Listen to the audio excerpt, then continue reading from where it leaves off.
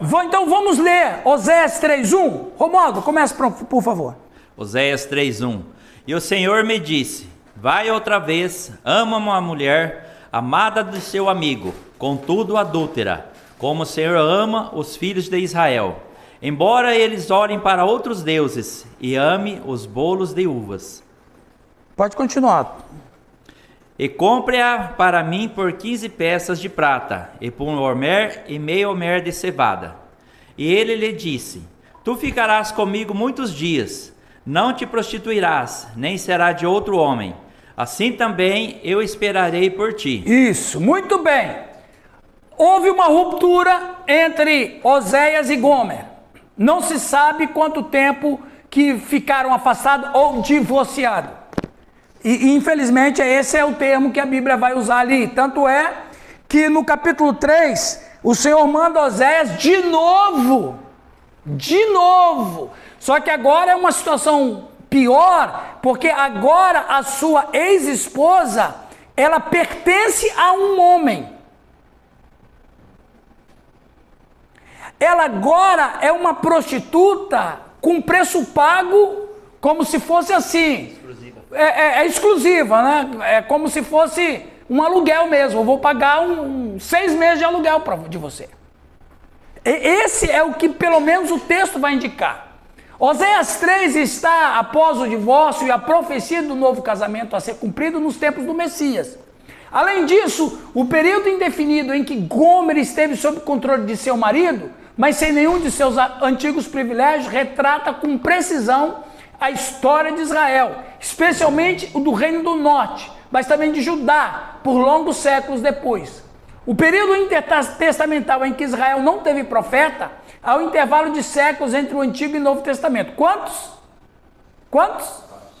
Aproximadamente 400 anos. Esses 400 anos é interpretado no casamento, no divórcio de Oséias e Gomer. Por 400 anos Deus se divorciou de sua esposa.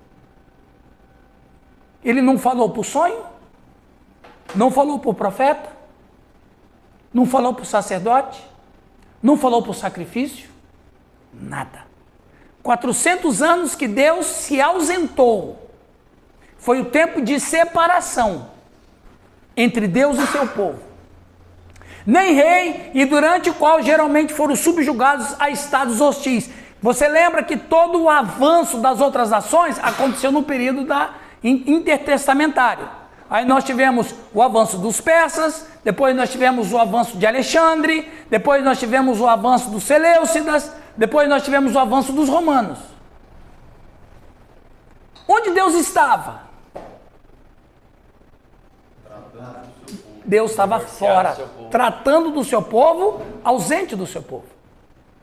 Foram 400 anos, eles tinham monarquia? Não tinham. Olha que impressionante. Quando Deus agiu na vida de Israel, tudo aquilo que eles conseguiram através de politicagem, não de politicagem, mas de política, eles perderam. Eles perderam a monarquia, eles perderam a religião. Porque olha que coisa impressionante. Israel foi advertida por Deus por causa de um pecado, o norte de Israel principalmente. Qual era? Idolatria. Mas olha que coisa impressionante, eles sempre foram subjugados por reis idólatras, mas eles nunca se envolveram com as idolatrias que esses reis levaram. Que coisa mais impressionante. Nos 400 anos, né? Nos 400 anos. Os caras até, inclusive, teve aquela famosa guerra do Judas Macabeu. Os caras até mesmo morreram porque eles não iriam adorar outros deuses. Quando que séculos antes os caras faziam isso. E mais, que é impressionante, o Estado que foi ocupado, eles perderam a sua posição política, perderam a monarquia, eles perderam o seu estado espiritual, porque Deus não estava mais lá. Foi o período de fato que Deus se afastou. Agora a grande questão é, e o meu maior medo é, Deus se afastar de mim.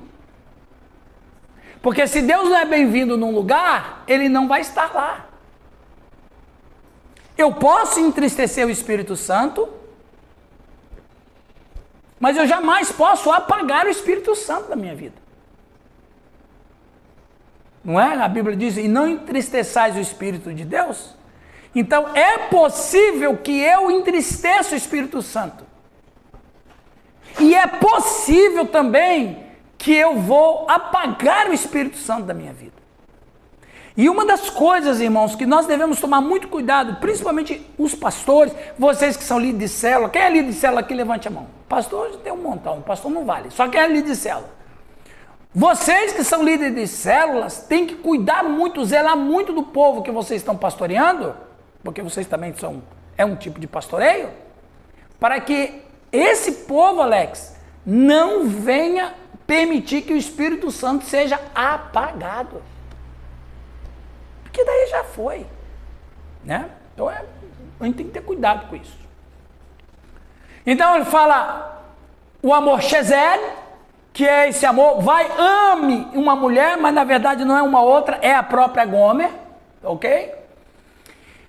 Porque Deus ordenou a Oséias que voltasse para sua esposa ainda infiel, não apenas por Oséias e sua esposa Gomer, mas também para aqueles que se tornasse uma lição viva do relacionamento do Senhor com o seu povo. Eles ainda estavam imersos em adultério espiritual, mas o Senhor ainda os amava.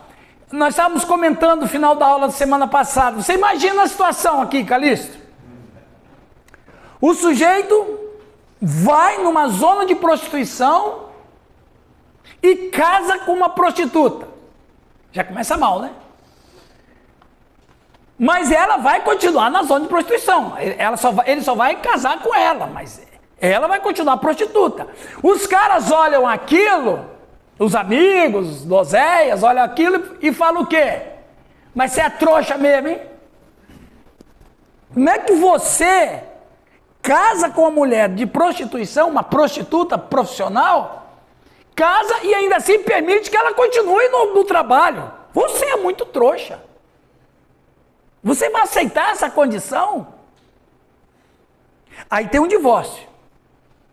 Vamos imaginar essa cena. Ufa, Zé, eu já estava ficando revoltado com você, rapaz. Ainda bem, né? Ainda bem, você tomou. Você acordou, rapaz. Você acordou, meu. Como é que pode? Você é homem, você é um profeta. Graças a Deus. Agora, vê se você escolhe. Agora Deus falou. Vê se você escolhe uma moça digna, pô. Pastor, Oi. quanto tempo ele vai dar Não há tempo, mas não foi pouco tempo. Não foi pouco tempo. Ele ficou uns 60 anos casado com ela, porque foi tempo de ministério profético que ele teve. Aí veja, agora libertou, Calixto. Agora o Zé vai escolher uma. Aí o que ele faz? Ele volta e não somente ele quer trazer ela de volta, como Márcia, ele tem que comprar ela. Mas é muito trouxa, rapaz. É manso demais. É manso demais. É muito mais. Campeão de mansidão tá ali, meu. Quando os caras questionam Oséias, o Oséias fala assim: olha, eu estou aqui fazendo o que vocês estão fazendo com Deus. É reflexo do que vocês são com o Senhor. Porque Oséias pregava. Porque, veja bem, ô Sérgio, pastor Sérgio, veja bem, um profeta casar com uma prostituta chama atenção ou não chama? Ué, dá um choque na sociedade. Por que você casou com ela? Porque ela representa vocês. E eu represento o Senhor. Paz, isso... Ele pregava, ele continuava pregando e o povo continuava ouvindo, porque ele confrontava e mostrava Claro! o que eles faziam. Agora, quem era o tópico da mensagem de Oséias? A esposa dele! A esposa dele! Vocês sentem nojo dela? Claro! Pois vocês são assim. Deus sente vocês. Vocês sentem nojo dela? Tem uma aversão a ela? Pois vocês são assim para Deus. Isso é uma coisa impressionante. Né? Continuando. Qual tarefa difícil Deus lhe pediu para fazer? Lucas. Existe alguém na sua vida que te machucou e que você precisa perdoar? Leia. Obedecer a Deus não é fácil, sim ou não? Não é fácil. Não é fácil até mesmo porque nós vivemos num estado de pecado, né? Estamos no mundo caído, nós somos pecadores. O Espírito Santo é a nossa grande força, mas ainda assim o pecado está em nós. Ele pode pedir para você fazer algo que você nunca imaginou que seria capaz de fazer. Perdoar pessoas que nos machucaram profundamente é uma das coisas mais difíceis que Deus pede aos crentes que façam. Eu já falei, eu acho que alguns anos atrás, vocês lembram daquela passagem que Jesus Cristo falou que é mais rico um camelo passar pelo fundo de uma agulha do que o rico entrar no reino dos céus? Eu falei o quê? Eu falei mais rico? Então tá tudo errado. É mais fácil um camelo entrar no fundo de uma agulha do que um rico entrar no... É impossível isso acontecer. Só que daí tem um detalhe. Ó, eu vou falar para você de coração. Tem 300 interpretações do que era o buraco da agulha. Ah, é uma porta, ah, é um local, ah, é... Não acredita. Se alguém falar assim, eu descobri, é mentira. Não estava lá. É mentira. Não, porque eu descobri o que era o... Não, é verdade não. Porque faz 2000 anos que ninguém descobriu que buraco é esse aí. Pessoal, pensa bem, Oswaldo. São 2000 anos de teologia. Grandes homens e mulheres de Deus, os pais da igreja, os reformadores, os avivalistas, ninguém descobriu que buraco de agulha é esse. Não é possível que um bonitão aí qualquer... Deus falou comigo. Pois é, mas Deus não falou com os caras em 2000 anos? Porque esse detalhe não é importante. Olha como que já que a gente se perde. O mais importante não é o buraco da agulha. Não!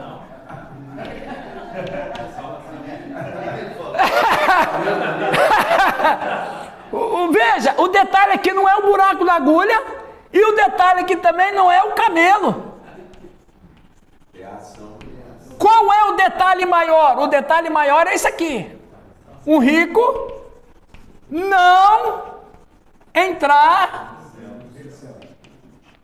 Aí a grande pergunta é: essa é a sentença mais importante? Isso aqui não é. Isso aqui não mexe com nada comigo. Se eu descobrir isso aqui, e se eu não for um cristão, eu vou para o inferno sabendo que era o buraco da agulha. Isso aqui não é importante. Os caras dão ênfase a isso aqui. A ênfase tem que ser dada a isso aqui. Por quê?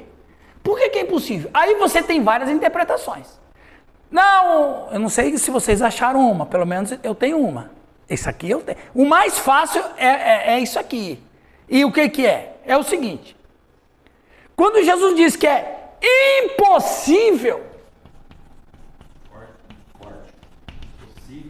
Impossível. É impossível.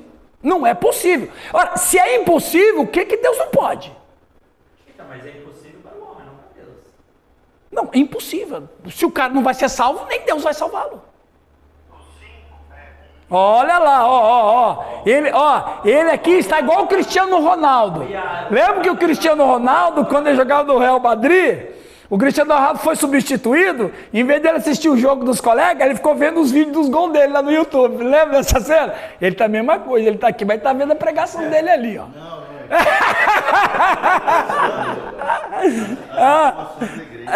Tá vendo? Muito bem. Tá certo. Veja bem, a questão toda é, por que é impossível? Agora vamos lá. Aí alguém vai falar bem assim, não, é impossível porque o rico, ele adora outros deuses. Bom, o cara pode abandonar outro deus, não pode? Então é possível o rico ser salvo, Sérgio. Se ele abandonar, é possível. Então não é adoração ao dinheiro. Então por que se torna ele impossível? Aqui está a questão. Veja bem, pessoal.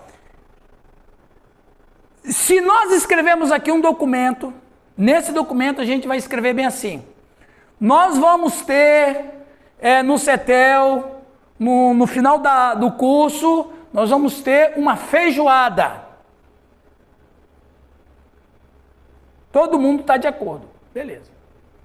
Todo mundo que lê isso sabe o que é uma feijoada, correto? Alguém vai precisar explicar o que é uma feijoada? Não, todo mundo sabe o que é uma feijoada.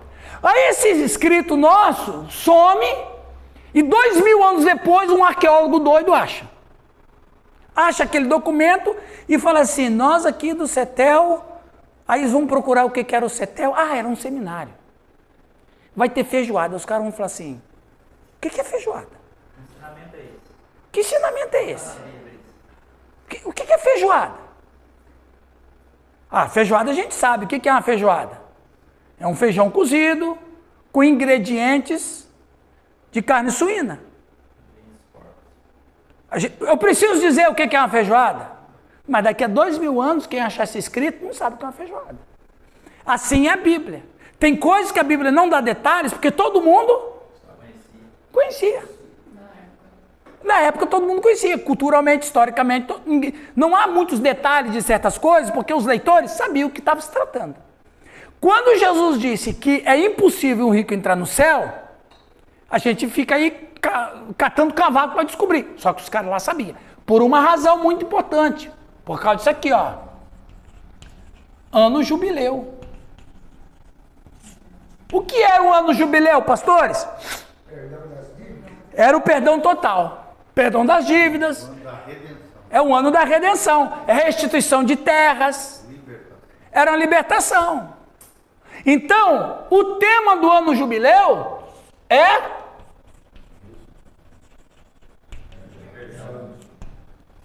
só que os ricos, porque, veja, o Antigo Testamento nunca teve problema do homem ser rico.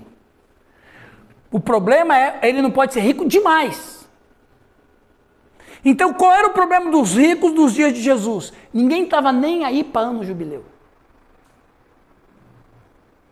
Então, os caras que deviam, Soraya, eles não perdoavam as dívidas. Pelo contrário, eles sufocavam os caras para pagar. Ou você acha que aquela parábola do credor incompassivo Jesus tirou do nada? Jesus tirou da onde? Do dia a dia. Aquela parábola do credor incompassivo, Márcia, Jesus não inventou, ele criou uma história do que acontecia. E o que estava acontecendo nos dias dele? Os ricos não estavam perdoando as dívidas. Qual é a condição de Deus nos perdoar? Se a gente perdoar, a gente não perdoa. Se a gente não perdoar, o Senhor não perdoa. Ora, se o Senhor não nos perdoar, impossível. Impossível. Primeira vez que eu vejo essa interpretação aí. Eita glória!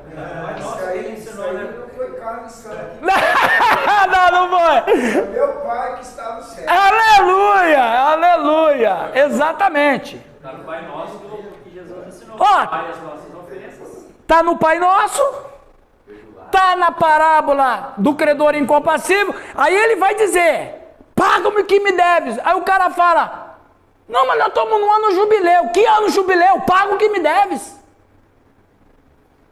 Então eles não estavam mais respeitando o ano jubileu, porque as coisas espirituais para eles não faziam mais sentido. Dureza. Então por isso que Jesus vai dizer, e inclusive tem um outro texto que diz, os ricos desse dia, dessa época. Então, se não tem perdão, não tem perdão de Deus. É o que aconteceu com Davi. Natan fez isso com ele. Né? Houve perdão. Ok, meus irmãos? Entendeu bem certinho aí? Esse ano jubileu era a cada quanto tempo? O ano jubileu, eles tinham as celebrações a cada 7 e a cada 50. O 50º era o melhor de todos. E por que Deus fazia isso? E está lá escrito em Romanos. Até a terra aqui. Até a terra, o cara tinha que... É impressionante. Era para que não houvesse miséria em Israel. Era a cada 7 anos, depois para Percebe? Então a questão é o seguinte, deixa eu propor para vocês. Deixa para pastores. Eu amo as igrejas, por exemplo, o Calixto faz isso, a Oitava faz isso, Paulista faz isso. Tem muitas igrejas que fazem o que eu vou dizer. Dedica um ano para um tema, não é? Lá na Oitava é o ano da transformação. Outro lá diz é o ano da prosperidade. Outro lá diz que é o ano não sei do que. Tem muita coisa. É o ano da restituição. Ano passado foi o ano da generosidade no Paulista, né? Olha. Não, eu vou dizer. O cara, quando é do século XXI, ele vem cheio de modernidade. Ano da praxis. Nossa! Traduz pra nós aí, Lucas. Só o Espírito Santo para Foi revelar. prático o conhecimento. Olha, o ano da praxis. Eu vou dizer, um cara diferente mesmo. Esse cara vai pra Copa do Mundo, velho. Ele é diferenciado. Mas viu, pessoal, que tal a gente fazer o ano jubileu? O ano do perdão. Quantas vezes durante um ano nós vamos ter problemas de relacionamentos? Ou que se arrasta a falta de perdão de tempos para trás? E você sabe por que rico não paga aqui? Por quê? Porque ele tem muito dinheiro, ele não tá nem aí. Pobre paga porque pobre só tem o nome. É verdade, é verdade. Perdeu o nome e acabou. E pior que é verdade. Lembra do Laércio, o goleiro, aquele baixinho? Quem? O Laércio, aí ele era do IPTU da prefeitura, ele trabalhava lá. Aí ele conta que tem aquele refiscante, né? É a cada 3, 4 anos, aí você sabe. Aí ele falava que todos os ricos não pagavam IPTU. Eles aplicavam o dinheiro por 2, 3, 4 anos, e aí tinha Rendia. rendia, aí vinha, esperava quando tinha o refiscante, ia lá, pagava só o valor, que era o valor. E sobrava o dinheiro. E aí eles tinham trabalhado 4 anos com dinheiro. Percebe? Então veja, o problema do rico no dia de Jesus é porque eles não estavam respeitando o ano do perdão. Ano do perdão. Talvez é um bom tema para a gente colocar nas nossas igrejas. O ano do perdão. Isso vai abalar os alicerces. Então é uma coisa impressionante. Perdoar é uma das artes mais difíceis da vida cristã. Mas quando ele acontece, produz uma leveza porque promove liberdade. Amém, meus irmãos? Amém. Muito bem. Olha que coisa interessante aqui, né? A psicanalista Susana Avezum apresentou um estudo realizado durante seu mestrado que reforça a ideia dos médicos cardiologistas. Ela entrevistou 130 pacientes que infartaram entre os anos 2016 e 2018. Os entrevistados responderam a 2 questionários elaborados pela psicanalista, um para avaliar a disposição para o perdão e o outro sobre a espiritualidade e religiosidade. A pesquisa aponta, e olha que coisa impressionante, que entre as pessoas que infartaram, 31% afirmaram ter perda significativa da fé e dificuldades para perdoar e pedir perdão. 31%. 31% de 130 dá quantas pessoas? Ou seja, aproximadamente de 36 a 40 pessoas infartaram porque não conseguem perdoar ou pedir perdão. 42%? 42%. Gente, 42 pessoas é gente. É gente. Viu que interessante? A falta de perdão e de pedir perdão faz o camarada ter problema cardíaco. Olha que isso, olha a importância do perdão, né? É um terço, exatamente. A medicina já provou que quem tem fé se cura mais rápido. Exato. Deus diz a Oséias para ir de novo. Não era a primeira vez que ele precisava ir até ela. Perdoar não é uma questão de uma vez e acabou. O perdão é necessário repetidas vezes, especialmente para aqueles com quem você tem mais proximidade. Agora, olha que interessante. A memória da dor é uma nova dor. Quem foi ferozmente atingido, ofendido, maltratado, ridicularizado, traído, É uma dor quando ele lembra do que fato. É ou não é? Não é verdade? Nós, pastores, através do tempo, a gente já foi massacrado. Não sempre, mas de vez em quando Satanás usa um demônio. Lá um diácono qualquer, não, nada contra diácono, por favor. Usa uma pessoa ou outra para nos ferir, obrigado. Então, quando a gente lembra, puxa vida, pensa um sócio que foi roubado pelo outro. Já acontece isso. Não é verdade, Sérgio? Eu conheço um aqui em Camborão, é meu amigo, inclusive. Ele tinha uma empresa com um sócio, um belo dia. O sócio fugiu com todo o dinheiro, deixou só dívida para o cara. O cara ficou 5 anos pagando dívida. O cara pensa nisso, dói. Então, a memória da dor é uma nova dor. Para o nosso cérebro, agora nós estamos falando uma questão física, científica.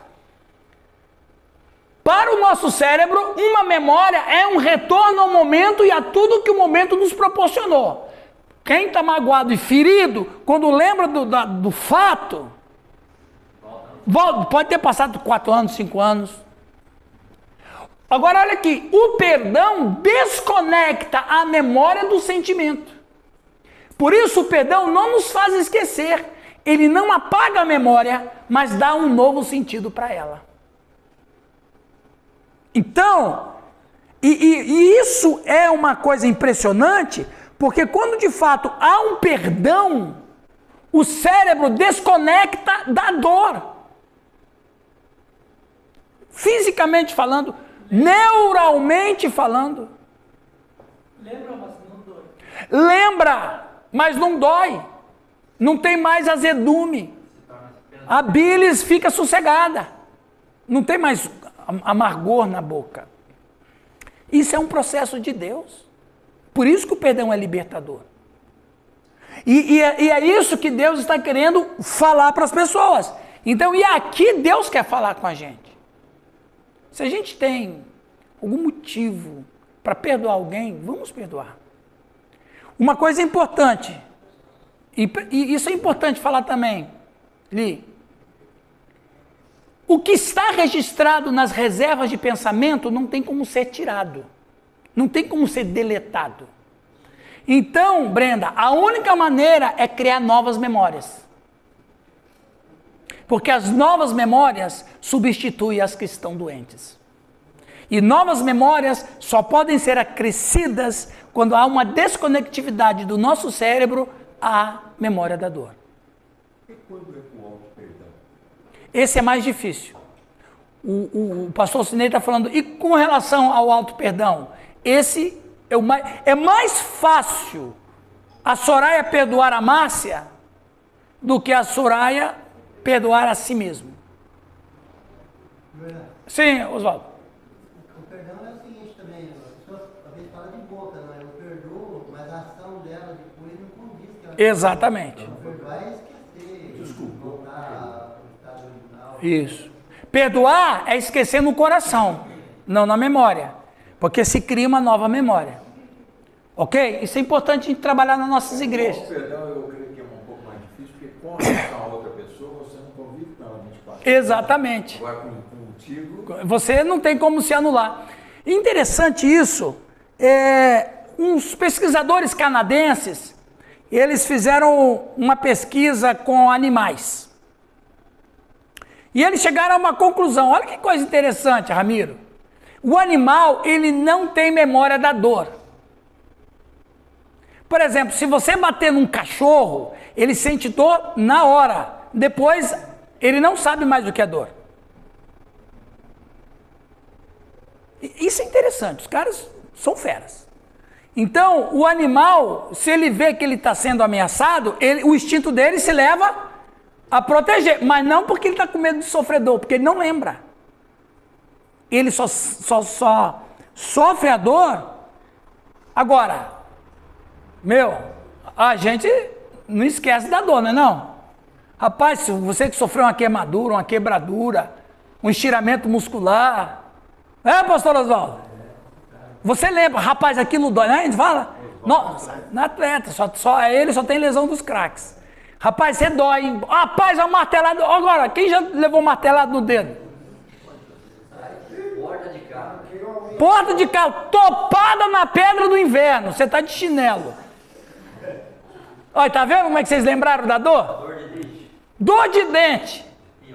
Pior. A dor a gente não esquece, o animal esquece. Então, nesse sentido, a gente precisa também aprender isso. Na nossa memória, na nossa vida. Desconectar a memória da dor. Tá? Continuando. Aqui eu já falei aqui. Mas Deus não compra de volta o mesmo Israel de sempre. Porque em Deus, quando Ele nos perdoa, Ele nos perdoa. E dos teus pecados, eu não me lembro mais. Não é isso que diz o profeta? Agora, tem um detalhe importante falar aqui. Aí você vai falar assim, não, mas como é que Deus não vai lembrar do que eu fiz? Claro que Ele lembra. Mas Deus... Qual é a ação de Deus em relação aos pecados que nós praticamos e que nós pedimos perdão? Ele não se lembra. Mas qual é o não se lembrar? Mas é impossível ele esquecer as coisas. Isso é simbólico. O que ele quer dizer? Eu sei o que você fez. Exatamente. Eu sei o que você fez, mas depois que eu te perdoei, você não tem mais nada contra. Não me deve mais nada. E outra, a cédula foi rasgada. E outra, e olha que impressionante. Quando há um perdão verdadeiro, eu não esqueço, mas quando eu lembro e não sinto, eu vejo quão importante é o perdão. Na verdade, quando a gente perdoa, e mesmo que depois a gente lembre, mas que a gente não sinta nada, eu só vejo o tamanho do perdão, como ele é maravilhoso. A força do amor, a força do perdão. Isso é uma coisa impressionante. Então, Deus sabe o que nós fizemos, mas porque Ele nos perdoou, Ele vê o quanto de fato Ele ama o Oswaldo, ama o Irã, ama a Leia, ama a Márcia, ama o Giovanni, ama cada um de nós. Se revela no ato do perdão e no ato do esquecer. Não na mente, mas em si. Fala. Mas, irmãos, nós estamos falando do que nesse exato momento? Perdão. O que vocês acham que deve fazer com ela? Perdoar. Vamos perdoar você. Amém. Viu? Deste seu pecado a gente não vai lembrar mais, tá? Quando você chegar atrasado de novo, a gente fala assim, nossa, ela nunca chegou atrasada. Viu? Isso é o perdão, tá ok? Então você precisa me perdoar. Ok, quem ia falar? Sim, o Baidemir. Mas quando você explica para uma pessoa que não é cristã, é difícil você convencer esse aí. Porque ó, ele vai amar um criminoso, ele se arrepende, nós entendemos o perdão. Mas como você explica para uma pessoa que não entende? Veja bem, você não precisa explicar. Você ensina e deixa a decisão com ele. Lembra que eu falei, eu não sei se eu falei com vocês, o fundador da igreja Vineyard, tem essa Vineyard, não tem? É no Canadá. O fundador da igreja Vineyard, eu esqueci o nome dele, John alguma coisa. Acho que é John, né? É John alguma coisa. O homem que ganhou o John para Cristo tem uma história de dor interessante. Ele era um cristão numa cidade lá do Canadá, se eu não me engano, de uma igreja, de uma cidade pequena. E ele pegou um rapaz de rua e trouxe para casa dele, porque ele se afeiçoou do rapaz, ficou com dó do rapaz e trouxe ele para morar na sua casa. Esse rapaz, com um determinado tempo que estava lá, violentou a filha dele e a matou. E fugiu. Aí então, Ele falou para a esposa, nós temos que achar ele antes que a polícia ache, porque a polícia vai matá-lo. Ele tem que ser julgado. E como ele conhecia o rapaz, ele mais ou menos sabia onde o rapaz perambulava. E ele achou o rapaz. E ele achou o rapaz, convenceu o rapaz a se entregar. O rapaz se entregou. O rapaz se entregou, foi julgado e condenado à morte. Mas até a execução, esse pai, todo dia ia na prisão orar com esse rapaz. Dizendo que ele o tinha perdoado pelo que ele cometeu. Todo dia ele ia na prisão. E no dia que o rapaz foi, e o rapaz se converteu. No dia que o rapaz foi executado, ele chorou horrores. E os jornais daquela cidade estamparam no outro dia: em nossa cidade nunca se viu um cristão como fulano de tal. E esse cara, muito cristão, foi que evangelizou o fundador da igreja Vineyard. Que eu, se eu não me engano, já morreu também, eu acho. Então veja, é tua pergunta, Baidemir. Você fala o que é e a pessoa que tem que fazer. Ela vai ter que tomar uma decisão na vida dela. Seja para um cristão, eu não sou Deus para perdoar. Eu também não sou Deus, mas ele nos ordena isso. É fácil? Não é fácil. Talvez é um dos artigos, se tem 2 tipos de mensagem que eu encontro muita dificuldade para pregar, é sobre perdão e humildade.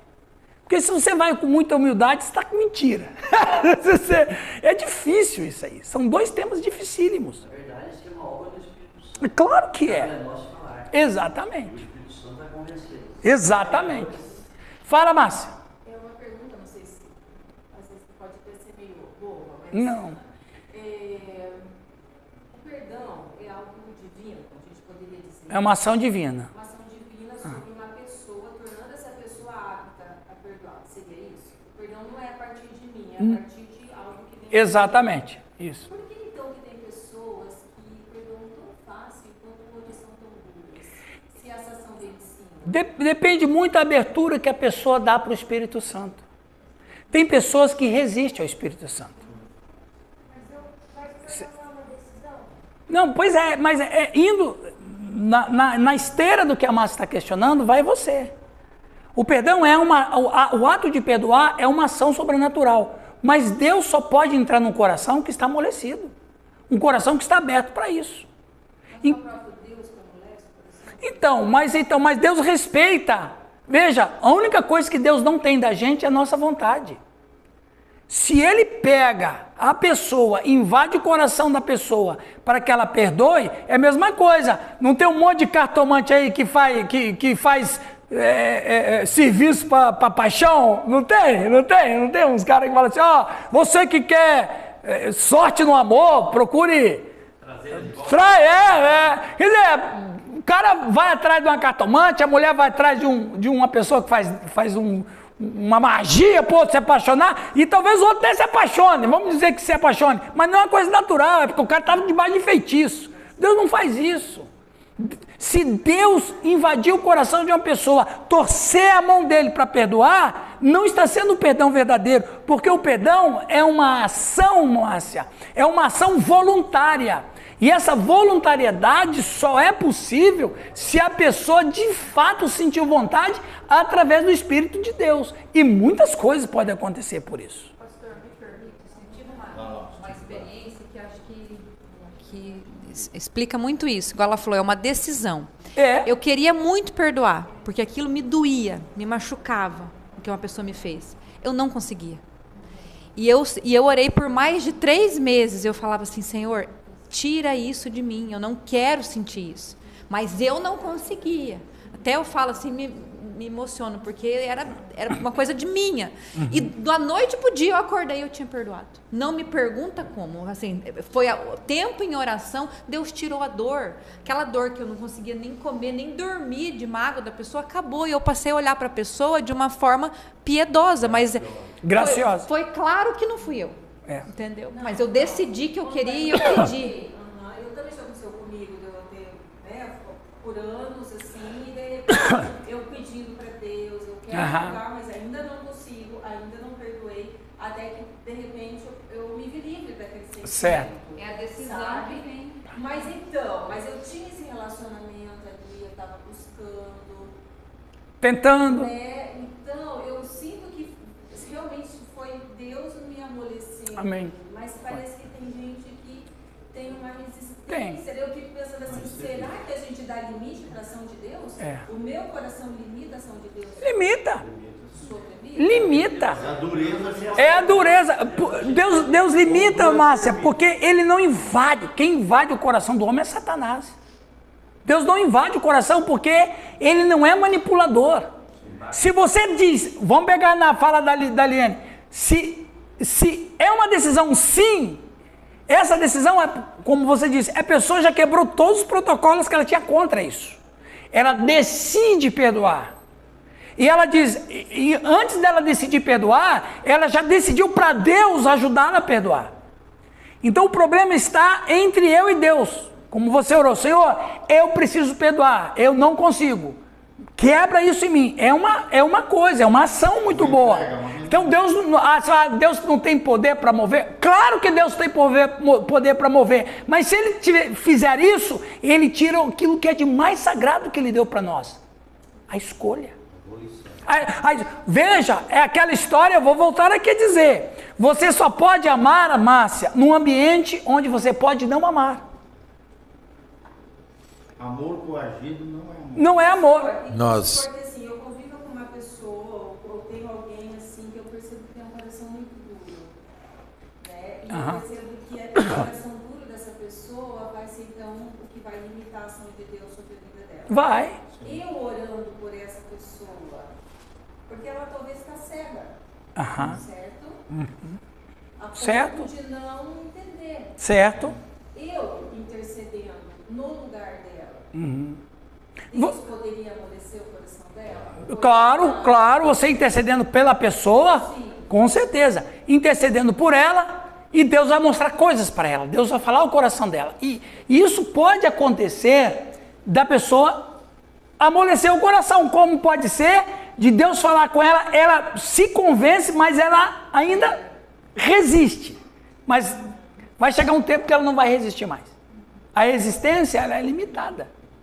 Nós trabalhamos, pastor. A dureza de coração é uma cegueira espiritual. É sempre. 2 Coríntios 4:4. Deus disse certo, com cegado não tem direito. Dos incrédulos. Para que não resplandeça a luz do evangelho. Por isso que nessa área do perdão, em todos os sentidos, é uma coisa sagrada, é um terreno sagrado, que a gente tem que ter paciência, oração e uma dedicação para que as coisas se restabeleçam. Fala. Nós trabalhamos no nosso programa, porque a gente lida com pessoas que vêm muito carregadas de mágoas, de sentimentos, e a gente trabalha a palavra assim, liberar perdão. Aquilo que você não consegue, tem coisas que você consegue perdoar automaticamente, aquilo que você não consegue. O que é liberar o perdão? É liberar a ação do Espírito Santo na sua vida e na vida da outra pessoa. É criar compaixão. Isso. Né? Porque você não consegue perdoar se não tiver compaixão. É verdade. Não só para você pedir o perdão, porque às vezes é fácil, eu estou arrependido pelo que eu fiz, vou lá e peço perdão para a pessoa. Mas se eu não pedir para que esteja compaixão no coração da outra pessoa, eu posso achar que estou me livrando, mas não estou, porque a outra pessoa não vai liberar. Então, a gente sempre fala, liberar o perdão é permitir a ação do Espírito Santo, porque ele vai trabalhar nas duas pessoas. Uhum. E aí, no momento, como aconteceu no testemunho da Nayane, no momento, quando você perceber, você não tem mais aquele sentimento, porque ele trabalhou nas duas pessoas. Porque senão você acha que você está livre daquilo, mas você fez um mal para outra pessoa, você está arrependido, mas você não esquece que você machucou a outra pessoa. Uhum. Então precisa também trabalhar a compaixão na outra pessoa para depois o pedido de perdão. Bem falado. Ok, muito bom esse nosso arrazoado. Certo, Li? Qual é a sua pergunta lá? Não, eu só ia terminar de comentar o que o Baidinho falou, porque para a gente explicar o perdão para um ímpio, para uma pessoa que não conhece, não tem contato com a palavra, com a verdade, é muito complicado, é muito difícil, porque ele acha que esse perdão é uma proteção para ele. Uhum.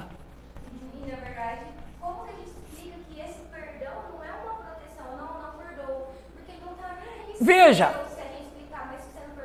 ele não conhece a Deus, mas ele tem uma coisa que Deus colocou lá.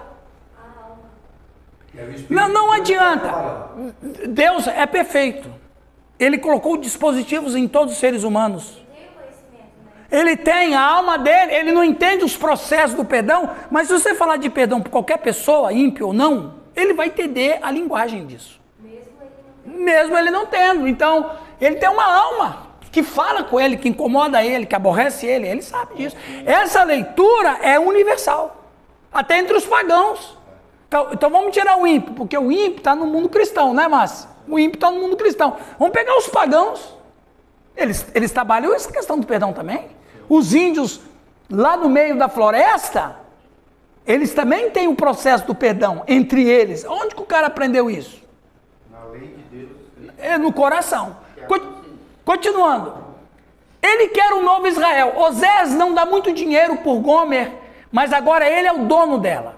Oséias diz a ela que ela não deve ficar com ele por muito tempo.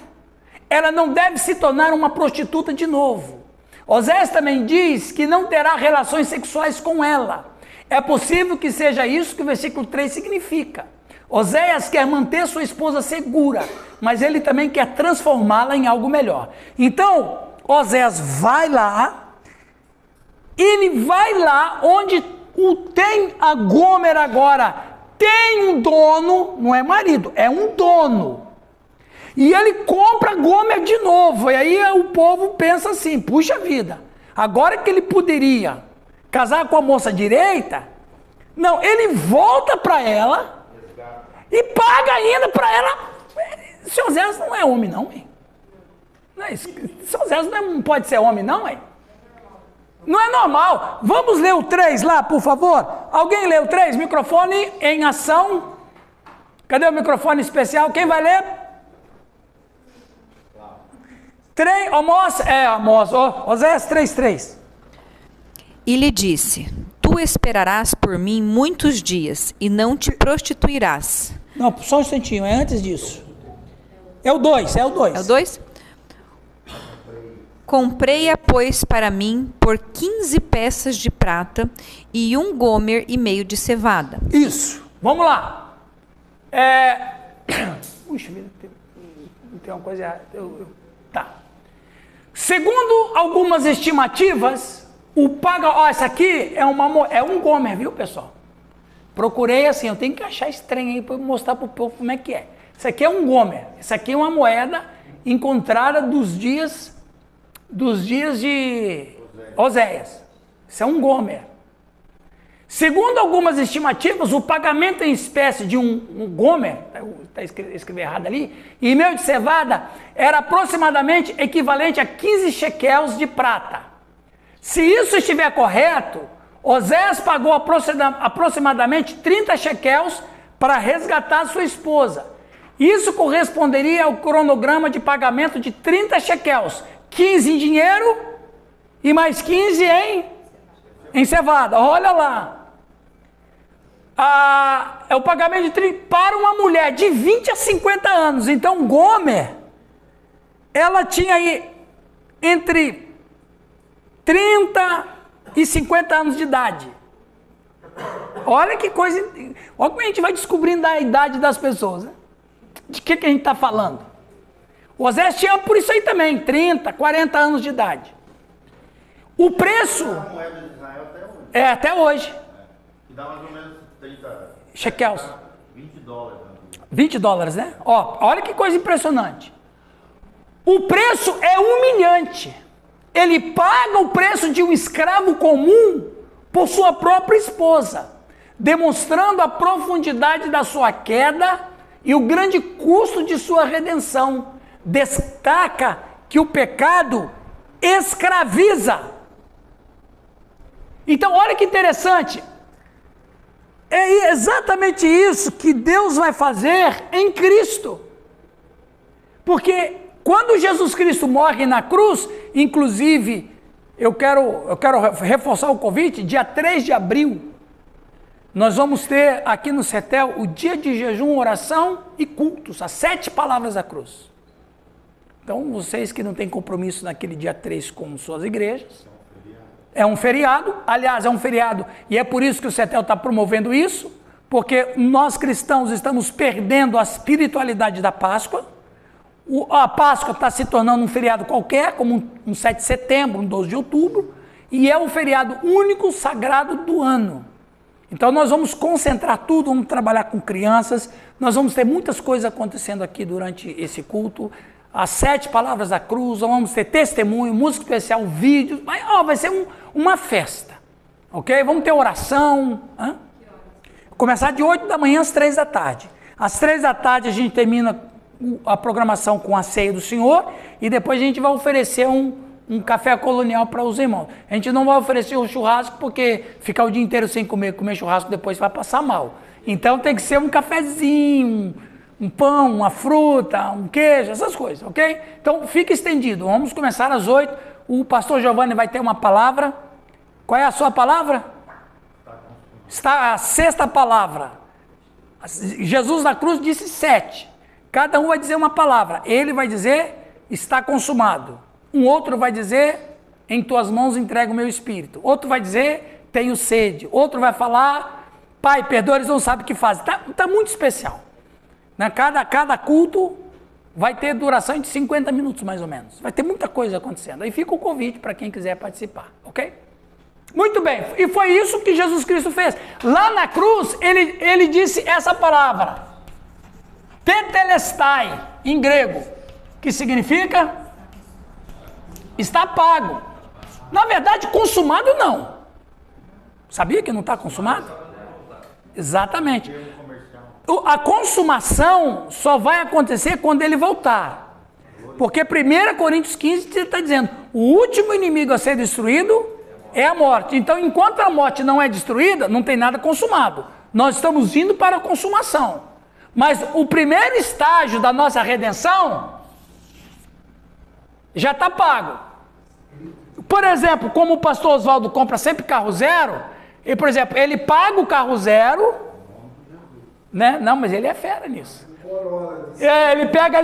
Exatamente, ele paga o carro zero, mas a concessionária só vai dar para ele, sei lá, meses depois, ok? Então, ele pagou, mas só vai consumar quando ele tiver o carro na mão. Então, Jesus pagou. Jesus pagou, mas a consumação só quando ele voltar. Então, ele lá na cruz disse, está pago, ele disse tetelestai, ele usou uma palavra comercial. Aliás, ali falou aqui sobre o perdão, falou, foi você ou foi o Calixto que disse que foi cancelado o escrito de dívida? Foi Oswaldo que falou. Então veja bem, Colossenses, lá em Colossos era um sistema financeiro pujante na Ásia Menor. Colossos tinha muito... Não. A Jota tem sempre em todo lugar. Mas Colossos tinha um sistema financeiro, só lá não tinha um banco master. Mas lá em Colossos, o sistema financeiro era uma coisa impressionante. Tinha bancos, a Bolsa de Valores da Ásia Menor estava em Colossos. Então o que eles faziam, Colossos? O camarada ia lá e emprestava um dinheiro do banco. Eu preciso de 30 denários. Aí o camarada emprestava os 30 denários, ele assinava um termo de dívida e pagaria os juros correspondentes tal dia. Aí quando a pessoa vinha para pagar, pegava essa cédula que ele assinou, carimbava nela tetelestai e pendurava na parede do banco. Tinha um edital lá, e para publicizar que o Ramiro pagou, o Ramiro está limpo na praça, o Ramiro pode emprestar de novo. Diferente dos nossos dias hoje, né? Hoje em dia a nota fica com a gente, mas em Colossos ficava na parede. Paulo vai usar esta situação do dia a dia, quando ele fala, Cristo cancelou o escrito de dívida que era contra nós, encravando na cruz. Ele vai dizer o seguinte, ó, não é assim no sistema financeiro? Quando vocês pagam aquela cédula de dívida, quando ela não é carimbada tetelestai e ela não é colocada na parede, foi exatamente isso que Cristo fez com vocês. Impressionante. Impressionante. Então, para todo mundo ver, quando Jesus diz, está pago, ele não está falando aquilo para a Trindade. Ele não está falando aquilo para o Pai. Ele está falando aquilo para o diabo. O que você fez, eu paguei. Eu paguei. O homem não deve mais nada para você. É impressionante isso aí. Esse brado não foi, né? Quando Jesus Cristo lá na quinta-feira, quando ele levanta o cálice, como ele diz lá sobre o cálice? Este cálice...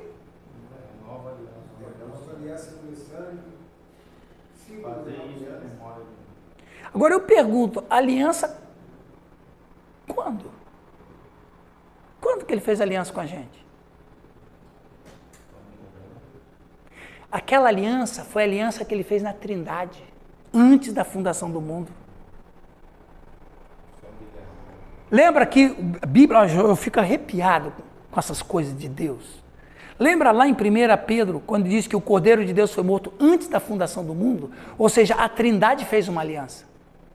O Cristo fez uma aliança com o Pai e o Espírito. Qual foi a aliança que ele fez? Vamos criar. Assim que o homem for criado e cair, eu irei, serei como um deles e pagarei o preço de sangue. Quando ele levanta aquela taça lá, ele está dizendo para a Trindade, o que eu prometi, estou cumprindo. Aí o que ele faz? Ele pega os homens e coloca na aliança. Aí ele vai dizer, essa é a nova aliança do meu sangue. Qual nova? Então ele já tinha feito uma. Mas se é nova, não tem nada a ver com o Antigo Testamento, não. Ora, se é uma nova aliança, então tem uma aí. Qual que é? A que ele fez na Trindade. O que ele prometeu lá, está cumprindo aqui, e quando ele chega na cruz, ele diz, o homem não deve mais nada, eu estou pagando por eles. E a gente vai falar muito disso na Páscoa agora, sexta-feira, dia 3. Então veja, é humilhante eu coloquei um slide atrasado ali. Alguém lê esse slide, por favor? O propósito de Deus era que Israel se arrependesse e o reconhecesse. Que Israel se arrependesse e o reconhecesse e tornasse a plena comunhão com ele, seguindo seus caminhos. Isso era totalmente para o bem deles. Assim usou o profeta Isaías ao retornar sua esposa adulta como uma lição para demonstrar seu próprio amor por Israel, apesar da infidelidade deles. Exatamente. Agora veja bem, nós estamos falando de perdão há outro tempo atrás. Só que o perdão você não espera que a pessoa pise na bola com você. Correto? Oh, eu não esperava que o Romualdo... Eu nem conhecia o Romualdo, ele estava possesso. Falou horrores pro Sidney. Bom, o Sidney não esperava que ele fosse falar isso, não é? Mas e Deus? Deus sabia. Presta atenção, como é possível... Eu sei o que você vai fazer, mas eu estou disposto a perdoar você. Eu sei que você vai fazer contra mim, mas eu estou disposto a perdoar você. Irmãos, veja bem, quando Jesus Cristo estava lá naquela mesa da quinta-feira, ele fez aliança com os 12, não foi? Esse cálice é nova aliança, é a aliança que eu fiz na eternidade, e agora eu coloco vocês junto. Como é que é possível o camarada fazer aliança com quem vai traí-lo? Pensa bem, Baidemir, você que tem a sua empresa. Aí chega um cara que fala assim, ô Baidemir, eu quero ser sócio seu. Não, opa, eu estou precisando mesmo. Só que eu vou te roubar daqui a 4 anos. A gente vai trabalhar junto 3 anos. 3, né? 4 não, né? 3, né? A gente vai trabalhar 3 anos. A gente vai ganhar dinheiro junto. Mas daqui a 3 anos eu vou roubar tudo que você fez. Você faria aliança com ele? Faria? Não. Mas Jesus fez aliança com você. Porque você disse isso para ele. Você disse isso para ele. Eu disse isso para ele. Ou seja, como fiz. Ou seja, o amor dele é maior que o nosso pecado. Percebe? Cada vez que a gente peca, eu estou traindo o Senhor.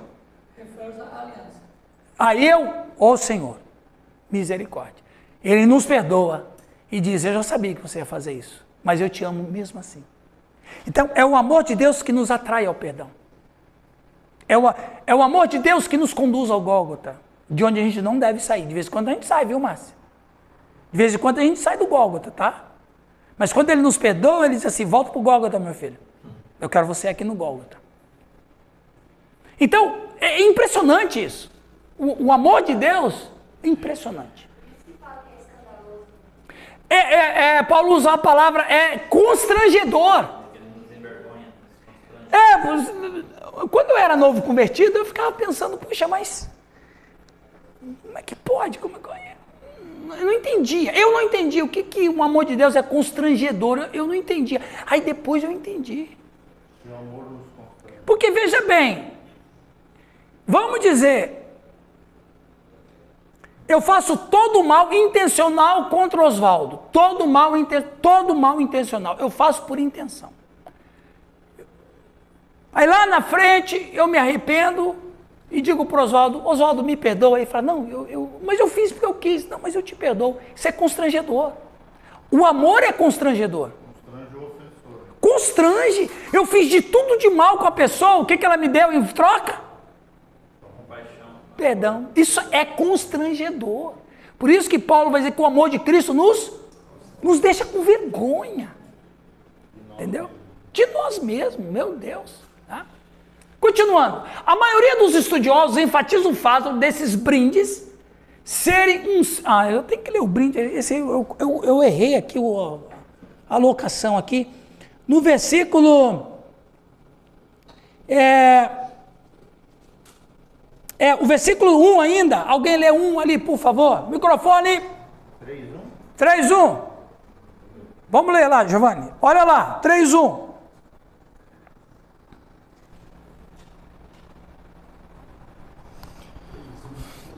Peraí. Disse-me o Senhor, vai outra vez, ama uma mulher amada de seu amigo e adúltera, como o Senhor ama os filhos de Israel, embora eles olhem para outros deuses e amem bolos de passas. Ok. A maioria dos estudiosos enfatiza o fato desses brindes serem um símbolo da sensualidade e dos desejos carnais associados ao paganismo.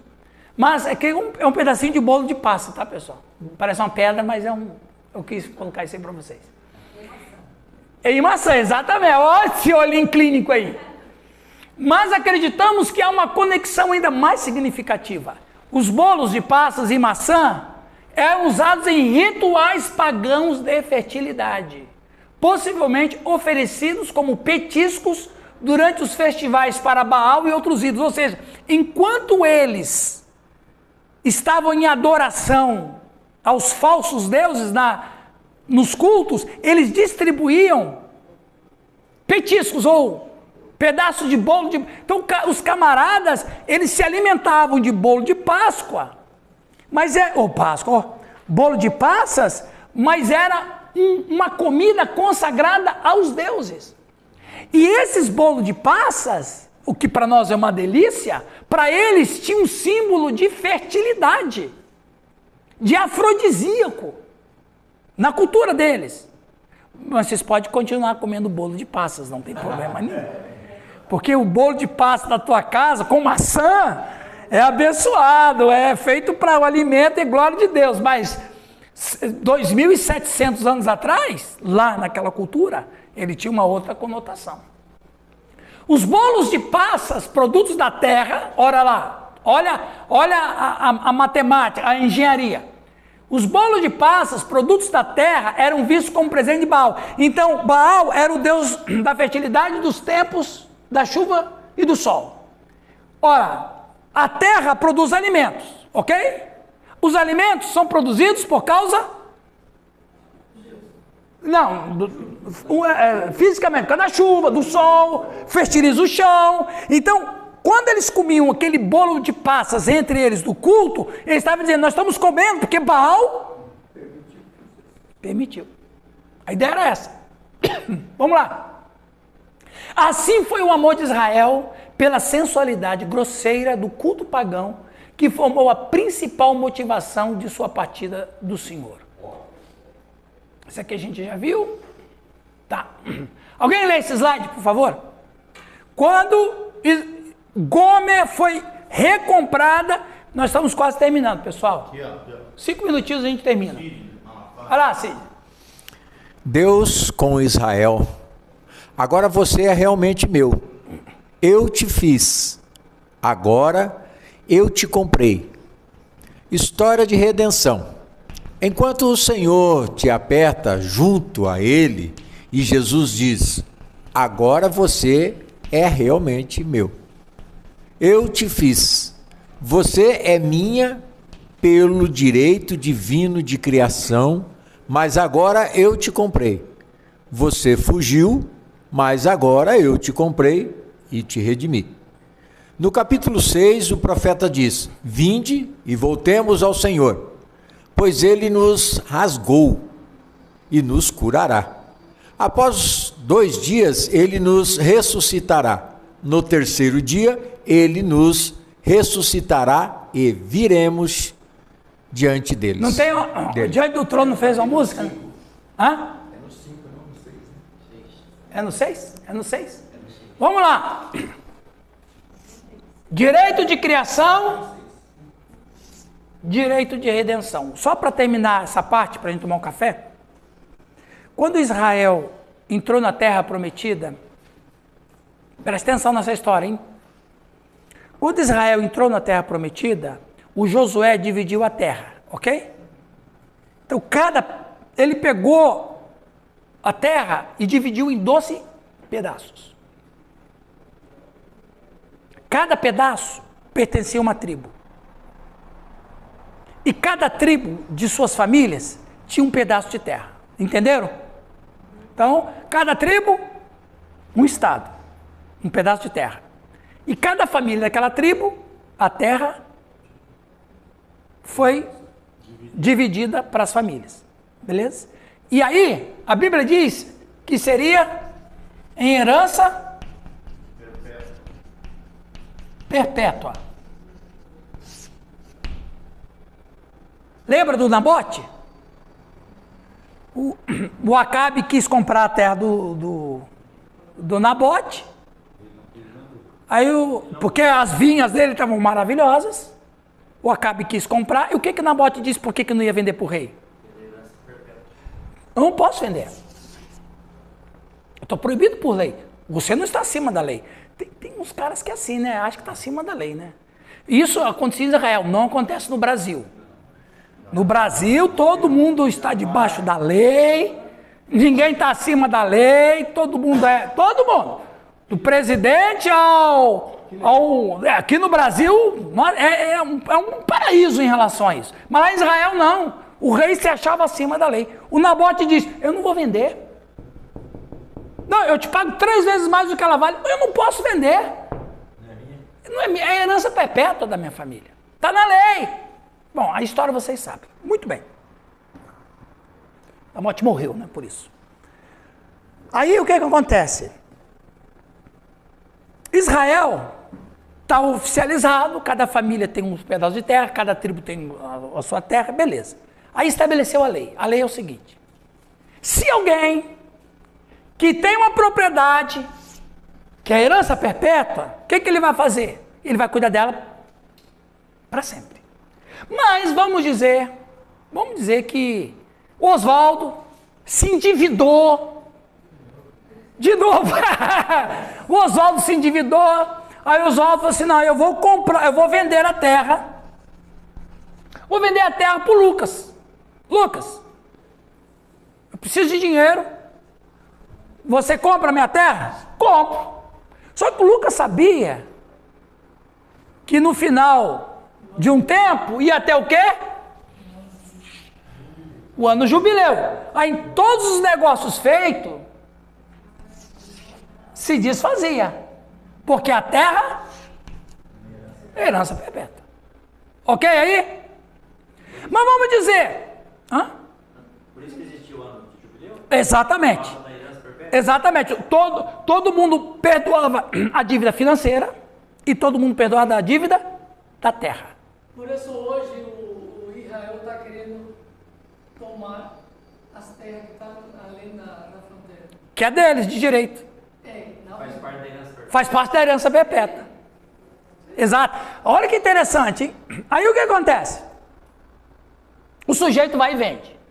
Mas vamos dizer que antes de chegar o ano jubileu, o cara piorou a situação dele. O Oswaldo vendeu para o Lucas, só que em vez dele conseguir algum dia, piorou. Aí, bom, qual é o ganha-pão do Oswaldo? Qual é? Qual é o ganha-pão dele? Então ele vai chegar para o Lucas e vai dizer, Lucas, é o seguinte, a minha situação piorou e eu preciso da terra de volta. Ah, mas o ano jubileu é só daqui a 4 anos. Não, mas eu preciso agora.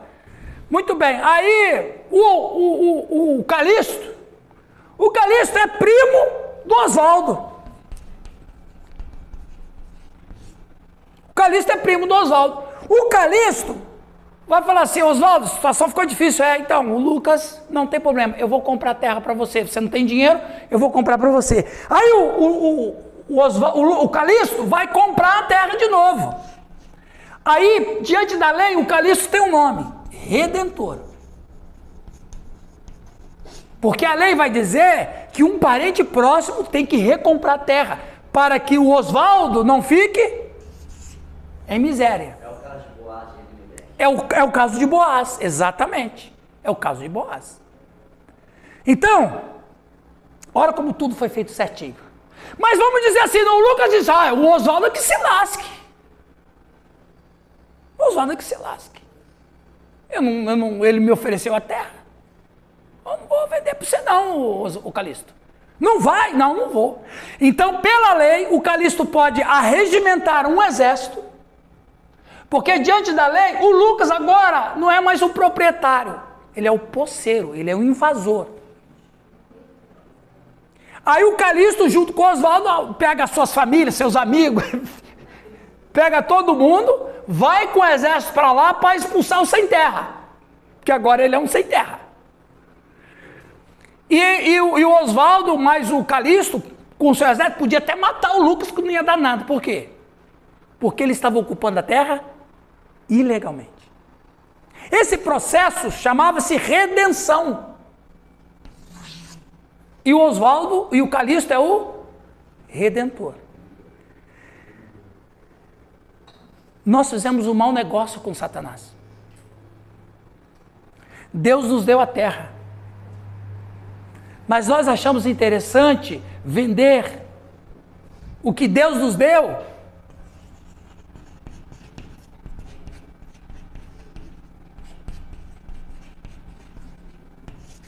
Nós achamos interessante ser igual a Deus em sabedoria, em troca do quê?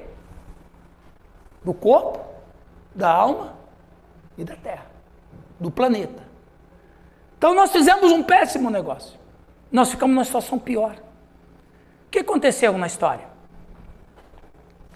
Um parente próximo veio restaurar o erro que nós cometemos. Quem é o nosso parente próximo? Ele é o que é nosso?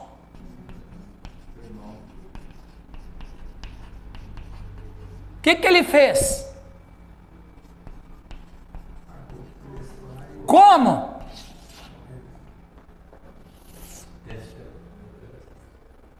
Como nós o chamamos? O que vai fazer na segunda vinda? Expulsar o posseiro. Quem é o posseiro?